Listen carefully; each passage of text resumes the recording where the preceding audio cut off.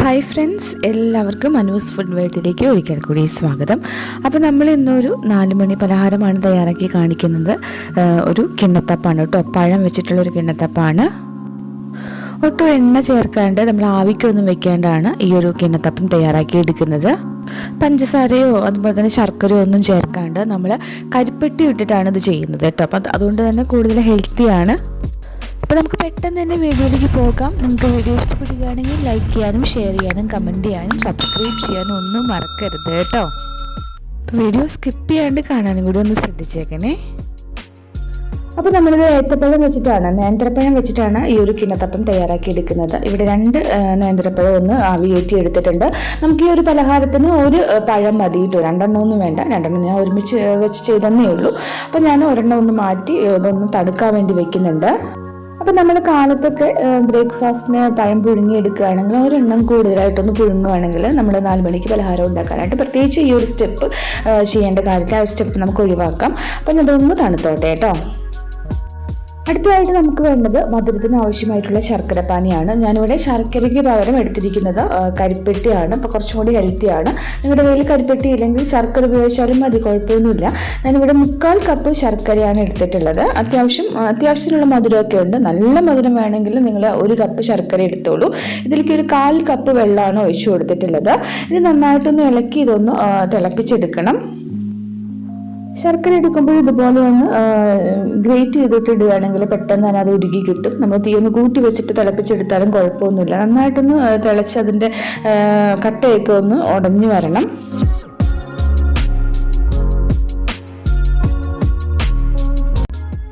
അപ്പോൾ ഇതാ കരിപ്പെട്ടി നന്നായി തന്നെ ഉരുകിയിട്ടുണ്ട്. നമുക്ക് തീ ഓഫാക്കിയ ശേഷം ഇതൊന്ന് അരിച്ചൊഴിക്കാം. അപ്പോൾ എന്തെങ്കിലും കരടൊക്കെ ഉണ്ടെങ്കിൽ മാറാൻ വേണ്ടിയിട്ടാണ് നമ്മളിതുപോലെ അരിച്ചൊഴിക്കുന്നത്. അപ്പോൾ കാണുമ്പോൾ തന്നെ അറിയാമല്ലോ, നല്ല ഡാർക്ക് കളറായിട്ടാണ് നമുക്കിത് കിട്ടിയിട്ടുള്ളത്. അപ്പം കറുത്ത കളറിൽ ശർക്കരയൊക്കെ നിങ്ങൾ എടുക്കുകയാണെങ്കിൽ ഇതുപോലെ നല്ല നമ്മുടെ ഈ പലഹാരത്തിന് നല്ലൊരു കളറൊക്കെ ഉണ്ടാവും. ഈ ഒരു പാനിയും നന്നായിട്ട് തണുത്ത ശേഷം വേണം നമുക്കൊന്ന് യൂസ് ചെയ്യാനായിട്ട്. പെട്ടെന്ന് ചെയ്യാൻ വേണ്ടിയിട്ട് ആ ഫാൻ്റെ അടിയിലേക്ക് ഒന്ന് മാറ്റി വെച്ചോളൂ. ഇനി നമുക്ക് മറ്റു കാര്യങ്ങളിലേക്ക് കിടക്കാം. പഴം ചെറുതായിട്ടൊക്കെ ഒന്ന് തണുത്തിട്ടുണ്ട്, ചെറിയ ചൂടുണ്ട്, കുഴപ്പമില്ല. എന്നാലും നമുക്ക് അതിൻ്റെ തൊലിയൊക്കെ ഒന്ന് കളഞ്ഞു ചെറുതായിട്ടൊന്ന് കട്ട് ചെയ്തെടുക്കാം.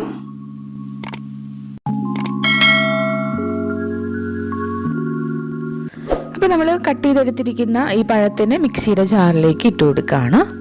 ഇനി നമുക്ക് വേണ്ടത് മുട്ടയാണ്. 1 മുട്ടയാണ് എടുത്തിട്ടുള്ളത്. അതൊന്ന് ആദ്യം ഒന്ന് പൊട്ടിച്ചൊഴിക്കാം. അപ്പോൾ നമുക്ക് ഈ മുട്ടയും കൂടി ഈ ഒരു മിക്സിയുടെ ജാറിലേക്ക് ഒഴിച്ചു കൊടുക്കാം. ഇനി നമുക്ക് നല്ലൊരു ഫ്ലേവറിനായിട്ട് ഒരു 1/4 ടീസ്പൂൺ നല്ല ജീരകം ചേർത്ത് കൊടുക്കാം. കൂടെ തന്നെ ഒരു 3 ഏലക്കായും കൂടി ഞാൻ ഇട്ട് കൊടുക്കുന്നുണ്ട്. അപ്പോൾ നമ്മുടെ പലഹാരത്തിൻ്റെ ഒരു ടേസ്റ്റൊക്കെ ഒന്ന് ബാലൻസ് ചെയ്യാൻ ഒരു ഉപ്പ് ചേർക്കുന്നുണ്ട്. നിങ്ങളുടെ ശർക്കരയിൽ ഉപ്പ് ഉണ്ടെങ്കിൽ ഈ ഉപ്പ് ഒഴിവാക്കിക്കോളൂ കേട്ടോ. ഇനി നമുക്ക് ശർക്കര പാനി ഇതിലേക്ക് ഒഴിച്ചു കൊടുക്കാം. ഞാനിപ്പം കരിപ്പെട്ടി എടുത്തിരിക്കുന്നത് പറഞ്ഞല്ലോ. അപ്പോൾ അത് മുഴുവനോടെ തന്നെയാണ് ഒഴിച്ചു കൊടുക്കുന്നത്.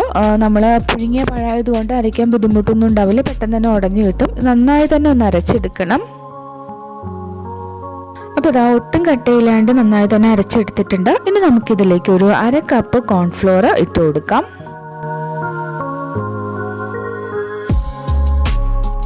ഇനി നമുക്കിതിലേക്ക് നാളികേര പാല് ഒഴിച്ചു കൊടുക്കണം. ഞാനിവിടെ ഒരു മീഡിയം സൈസിലുള്ള നാളികേരം പിഴിഞ്ഞ് ഒരു 2.5 കപ്പ് നാളികേര പാൽ എടുത്ത് വെച്ചിട്ടുണ്ട്. കുറച്ച് ചൂടുവെള്ളം ഒഴിച്ച് പിഴിയുമ്പോൾ നല്ല കട്ടിയുള്ള പാൽ നമുക്ക് കിട്ടും. അപ്പോൾ ഞാനിതിലേക്ക് ഒരു 2 കപ്പ് പാലാണ് ആദ്യം ഒഴിച്ചു കൊടുക്കുന്നത്.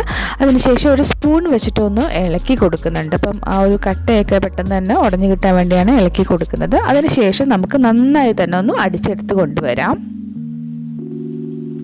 അപ്പം നമുക്ക് അടിച്ചെടുത്ത ഈ കൂട്ടിനെ ഇതുപോലെ ഒന്ന് അരിച്ചെടുക്കണം. എങ്കിലാണ് ഒട്ടും തന്നെ കട്ടയില്ലാണ്ട് നല്ല സോഫ്റ്റായിട്ട് നമ്മുടെ ഒരു പലഹാരം കിട്ടുള്ളൂ.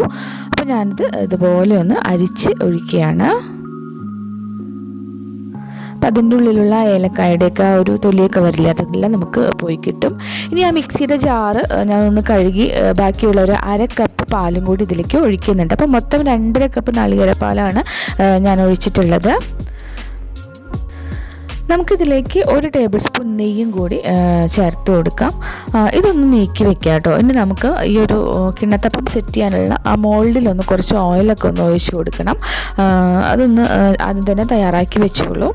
അപ്പോൾ കുറച്ച് ഓയിലൊന്ന് ഒഴിച്ചു കൊടുത്തിട്ട് ഇത് എല്ലാ ഭാഗത്തേക്കും ഇതുപോലെ ഒന്ന് ആക്കി കൊടുക്കുന്നുണ്ട്. അപ്പോൾ നമ്മുടെ കയ്യിൽ സാധാരണ സ്റ്റീൽ പ്ലേറ്റൊക്കെ ആണെങ്കിൽ ചോറൊക്കെ കഴിക്കുന്ന പ്ലേറ്റ് ആണെങ്കിൽ അതായാലും മതി കേട്ടോ. ഇനി നമ്മൾ ഗ്യാസ് ഒന്ന് ഓൺ ചെയ്തിട്ട് ഈ ഒരു ബാറ്റർ ഇതിലേക്ക് കയറ്റി വെച്ച് ഇളക്കി കൊടുക്കുകയാണ്. നമുക്കിത് നന്നായിട്ടൊന്ന് തിളച്ച് പെട്ടെന്ന് കുറുക്കിയെടുക്കണം. കുറേ സമയമൊന്നും എടുക്കില്ല കേട്ടോ. ഒരു 4-5 മിനിറ്റ് കൊണ്ട് തന്നെ എല്ലാം തയ്യാറായിട്ട് കിട്ടും. നമുക്കിത് മൊത്തം ഒന്ന് ചൂടായിട്ട് വരുന്നത് വരെ തീ കൂട്ടി തന്നെ ഇടാം, കുഴപ്പമൊന്നുമില്ല. ഹൈ ഫ്ലെയിമിൽ തന്നെ ഇട്ടോളൂ. അതിനുശേഷം മൊത്തം ഒന്ന് ചൂടായി തുടങ്ങിയാൽ നമ്മളൊരു മീഡിയം ഫ്ലെയിമിലിട്ടിട്ട് വേണം ഇത് ഇളക്കിയെടുക്കാനായിട്ട്, അല്ലെങ്കിൽ പെട്ടെന്ന് തന്നെ കട്ട കെട്ടി വരാനായിട്ട് സാധ്യതയുണ്ട്. ഒരു മീഡിയം ഫ്ലെയിമിലിട്ട് നന്നായി തന്നെ ഒന്ന് ഇളക്കി കൊടുക്കുക.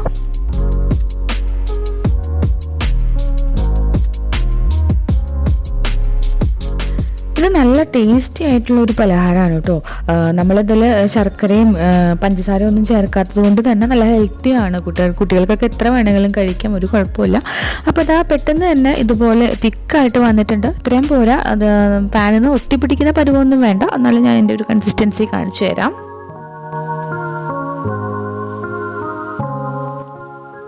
അപ്പോൾ ഇതാ വളരെ വേഗം തന്നെ ഈ ഒരു പരുവത്തിൽ നമുക്ക് കിട്ടും കേട്ടോ. നമുക്ക് എത്രത്തോളം തിക്കാക്കി എടുക്കണം അങ്ങനെ വേണമെങ്കിൽ ആക്കിയെടുക്കാം, കുഴപ്പമൊന്നുമില്ല. അപ്പം ആ ഒരു പലഹാരം കുറച്ചും കൂടി കട്ടിയായിട്ട് കിട്ടും. അപ്പം ഞാൻ നല്ല എന്താ പറയുക നൈസായിട്ടുള്ളൊരു കിണ്ണത്തപ്പാണ് തയ്യാറാക്കി എടുക്കുന്നത്. നമുക്ക് ഈ ഒരു രീതിയിലാണ് കുറുകി വരേണ്ടത്. കണ്ടല്ലോ, നന്നായി തന്നെ കണ്ടോ ഈ ഒരു പരുവത്തിൽ. നമ്മളിത് പാനിൽ നിന്ന് വിട്ടൊന്നും വന്നിട്ടില്ല, എന്നാൽ നന്നായി തിളച്ച് തുടങ്ങിക്കഴിഞ്ഞാൽ ഒരു 3-4 മിനിറ്റ് ഇതുപോലെ ഒന്ന് തിളച്ചെടുത്താൽ മതിയാവും. ഇത്രയും മതി. നമുക്ക് തീ ഓഫാക്കി ഇടാം. അതിനുശേഷം നമ്മൾ നേരത്തെ ഗ്രീസ് ചെയ്ത് എടുത്തിരിക്കുന്ന ആ മോൾഡിലേക്ക് ഒഴിച്ചു കൊടുക്കുക. ഞാനിത് മുഴുവനായിട്ട് ഒഴിക്കുകയാണ്. നിങ്ങൾക്ക് കനം കുറച്ചിട്ട് മതിയെങ്കിൽ നമ്മൾ ചോറ് തിന്നുന്ന പ്ലേറ്റൊക്കെ ഉണ്ടല്ലോ, ആ പ്ലേറ്റിലേക്ക് 2 പോർഷനൊക്കെ ആയിട്ട് ഒഴിച്ചു കൊടുക്കാം. അപ്പം മൊത്തത്തിലൊന്ന് ഒഴിച്ചു കൊടുത്ത ശേഷം ഞാനൊന്ന് മുകൾ ഭാഗം ഒന്ന് ലെവലാക്കി എടുത്തിട്ടുണ്ട്. ഇത്രയും മതി. ഒന്ന് ടാപ്പ് ചെയ്തിട്ട് നന്നായി തണുത്ത ശേഷം വേണം ഇതൊന്ന് മുറിച്ചെടുക്കാനായിട്ട്. അപ്പോൾ ഇത് തണുക്കട്ടെ കേട്ടോ. അപ്പോൾ ഇത് നന്നായി തന്നെ തണുത്തിട്ടുണ്ട്. അതിനുശേഷം ജസ്റ്റ് ആ മോൾഡൊന്ന് കമത്തി വെച്ചാൽ മാത്രം മതി, വേറെ ഒന്നും ചെയ്യേണ്ട. അതിങ്ങനെ വിട്ട് വന്നോളും. കാണുമ്പോൾ തന്നെ അറിയാമല്ലോ, നല്ല അടിപൊളിയായിട്ട്. നോക്കൂ, അതിൻ്റെ ഒരു എന്താ നല്ല സോഫ്റ്റായിട്ടാണ് ഇതിരിക്കുന്നത്. നമുക്കിത് കട്ട് ചെയ്തും കൂടി നോക്കാം. ജസ്റ്റ് ഇങ്ങനെ കത്തി വയ്ക്കുമ്പോൾ തന്നെ അങ്ങ് ഇറങ്ങിപ്പോവുകയാണ്. നമ്മൾ ഹൽവയൊക്കെ മുറിച്ചെടുക്കില്ലേ, ആ ഒരു രീതിയിലാണ് കേട്ടോ. നല്ല ടേസ്റ്റാണ് കേട്ടോ. അപ്പം ഇത് അത്യാവശ്യം മധുരമൊക്കെ ഉണ്ട്. നിങ്ങൾക്ക് നല്ല മധുരം വേണമെന്നുണ്ടെങ്കിൽ 1 കപ്പ് വരെയൊക്കെ ശർക്കര യൂസ് ചെയ്യാം. ഇതിപ്പം കരിപ്പെട്ടിയാണ്. കരിപ്പെട്ടിയും ശർക്കരയും പകുതി എടുക്കണമെങ്കിൽ നിങ്ങൾക്ക് അങ്ങനെ എടുക്കാം കേട്ടോ. അപ്പോൾ കണ്ടല്ലോ,